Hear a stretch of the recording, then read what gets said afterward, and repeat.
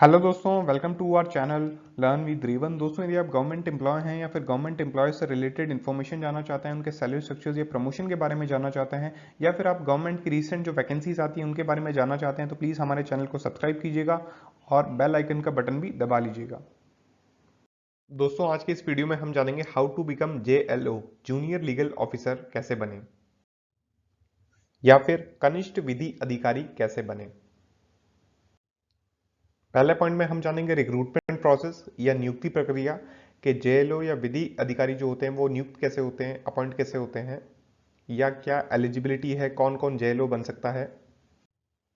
Second point में हम जानेंगे वर्क प्रोफाइल या कार्यशैली, JLO या कनिष्ठ विधि अधिकारियों का जो काम होता है वो क्या होता है। थर्ड पॉइंट में हम जानेंगे प्रमोशन या पदोन्नति, कनिष्ठ विधि अधिकारी का प्रमोशन, JLO का प्रमोशन कितने टाइम में होता है और वो क्या बनते हैं। फोर्थ पॉइंट में हम जानेंगे सैलरी या तनख्वाह, JLO की सैलरी कितनी होती है या कनिष्ठ विधि अधिकारी की कितनी तनख्वाह होती है। पहले पॉइंट में हम जानेंगे रिक्रूटमेंट प्रोसेस। उम्मीदवार की आयु 21 वर्ष से अधिक एवं 40 वर्ष से कम होनी चाहिए।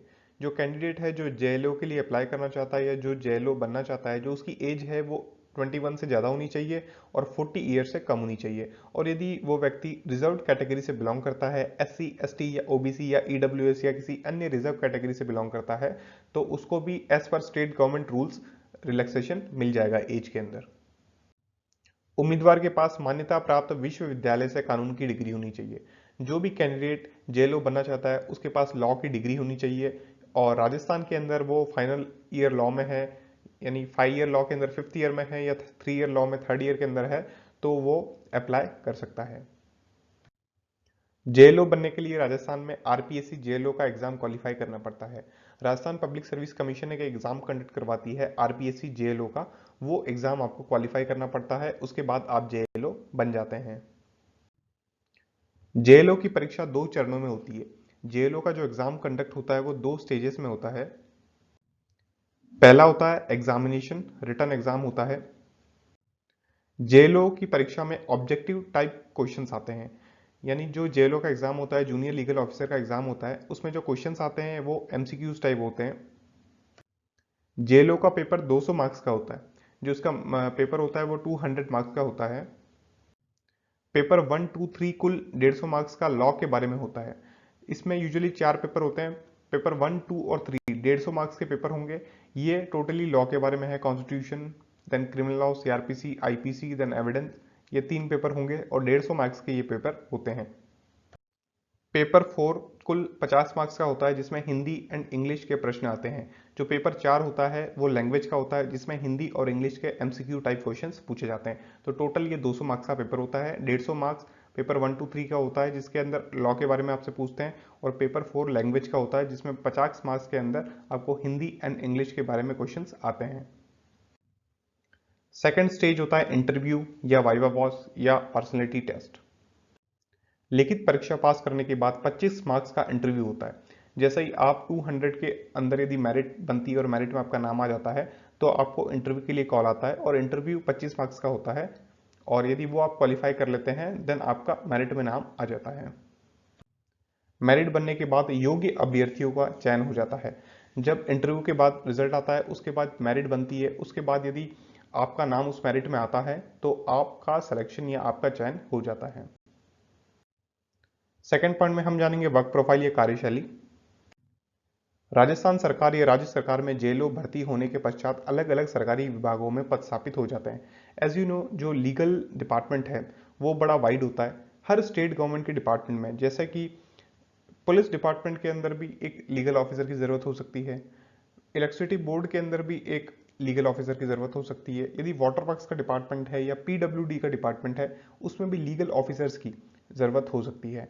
तो राजस्थान स्टेट गवर्नमेंट के अंदर काफ़ी ऐसे डिपार्टमेंट है जहाँ पे JLO की पोस्ट होती है। जैसे आप देख सकते हैं कि जो विद्युत विभाग है, इलेक्ट्रिसिटी डिपार्टमेंट है, वहाँ पे PHED डिपार्टमेंट है, public health and engineering department, या जो अन्य डिपार्टमेंट है वहाँ पे JLO की वैकेंसीज होती है, पोस्ट होती है, वहाँ पे उनको पद स्थापित या पोस्टेड कर दिया जाता है। जेलों का कार्य राज्य सरकार के उस विभाग में सरकार को विधिक सलाह प्रदान करना होता है।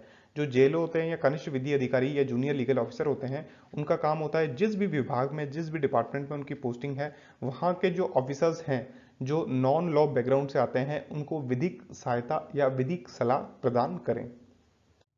कई कार्यों में जेएलओ सीनियर लीगल ऑफिसर को असिस्ट करते हैं। जेएलओ के बाद एक प्रमोशन होता है एसएलओ का, तो जेएलओ सीनियर लीगल ऑफिसर या लीगल जो एम्ब्रांसर्स होते हैं उनको भी असिस्ट करते हैं। थर्ड पॉइंट में हम जानेंगे प्रमोशन या पदोन्नति। जूनियर लीगल ऑफिसर कनिष्ठ विधि अधिकारी 6 से 10 साल की सेवा के बाद सीनियर लीगल ऑफिसर या वरिष्ठ विधि अधिकारी बन जाते हैं।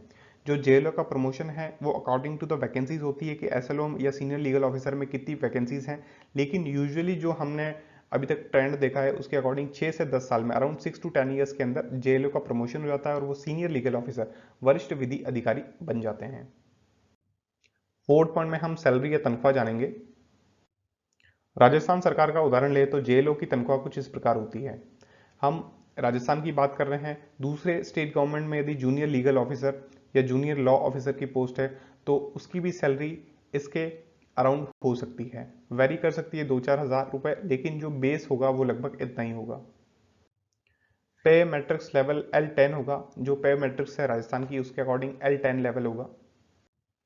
ग्रेड पे 3600 रुपए होगा। बेसिक पे या मूल वेतन जेएलओ का होगा राजस्थान के अंदर 33,800 रुपए, 33,800 rupees according to the 7th पे कमीशन। जो 7वां वेतन आयोग है उसके अकॉर्डिंग जो बेसिक पे या मूल वेतन होगा जूनियर लीगल ऑफिसर का वो होगा 33,800, और ये 33,800 उनको 2 साल की सेवा के पश्चात मिलेंगे। जैसा कि आपको पता है राजस्थान सरकार के जो भी कर्मचारी होते हैं उन्हें 2 साल प्रोबेशन पीरियड में निकालने होते हैं, तो 2 साल प्रोबेशन पीरियड कंप्लीट करने के बाद में उन्हें उनका फुल पे मिलता है। तो 2 साल की प्रोबेशन के बाद में उन्हें बेसिक पे मिलता है 33,800 रुपए।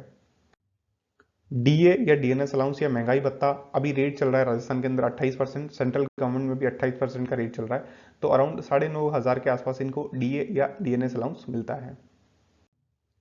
फिर सीसीए, राजस्थान के अंदर सीसीए भी प्रोवाइड किया जाता है। CCA stand for city compensatory allowances, around 620 के आसपास ये मिलता है और ये भी सिटीज पे डिपेंड होता है। फिर हाउस रेंट अलाउंस या एचआरए या मकान किराया भत्ता जिसे आप कहते हैं वो मिलता है 5,500 के आसपास। 16% रेट हमने एज्यूम किया है, और ये राजस्थान के अंदर अब जल्द 18 हो जाएगा, 9, 18, 27 का रूल आ जाएगा, तो 9%, 18%, 27% एचआरए मिलेगा। और एचआरए पे डिपेंड होता है आपकी सिटी पे, आप कौन सी सिटी में रहते हैं उसके अकॉर्डिंग आपको हाउस रेंट अलाउंस या एचआरए मिलता है। ग्रॉस सैलरी एक जेएलओ की प्रोबेशन कंप्लीट करने के बाद पहले साल 50,000 रुपए के आसपास होगी। अब डिडक्शन देख लेते हैं क्या क्या कटौतियां होती है। करीब 6,226 रुपए की कटौतियां होगी या डिडक्शंस होंगे। एनपीएस पहला डिडक्शन होता है, एनपीएस या नेशनल पेंशन स्कीम या नेशनल पेंशन सिस्टम जिसे आप कहते हैं, ये अराउंड 4,026 रुपए कटेगा। फिर स्टेट इंश्योरेंस, राजस्थान के लिए कोई कर्मचारी है तो उन्हें एसआई या स्टेट इंश्योरेंस में कंट्रीब्यूट करना जरूरी होता है, तो स्लेब के अकॉर्डिंग 2,200 रुपए ये एसआई या स्टेट इंश्योरेंस के अंदर कंट्रीब्यूट करेंगे। फिर पीपीएफ या ईपीएफ या फिर एलआईसी में भी ये कंट्रीब्यूट कर सकते हैं, ये वॉलंटरी होता है, स्वैच्छिक कर्मचारी अपने हिसाब से इसमें कंट्रीब्यूट कर सकता है। फिर इनकम टैक्स होता है, अभी ये सैलरी टैक्सेबल नहीं है क्योंकि यदि ये एग्जाम्पशंस ले लेता है एटीसी एटीसीसीडी के अंदर तो ये टैक्सेबल इनकम नहीं होगी। तो यदि इन फ्यूचर सैलरी बढ़ती है तो इनकम टैक्स भी इन्हें पे करना पड़ सकता है। नेट सैलरी एक जेएलओ की या जूनियर लीगल ऑफिसर की बनेगी, वो बनेगी अराउंड 43,700 रुपीज, 43,700 रुपए के आसपास एक जेएलओ की नेट सैलरी बनती है 2 साल के प्रोबेशन कंप्लीट करने के बाद में। और दोस्तों आपको मेरा वीडियो अच्छा लगा तो प्लीज़ वीडियो को लाइक कीजिएगा, चैनल को सब्सक्राइब कीजिएगा, वीडियो को शेयर करना ना भूलें। Thank you.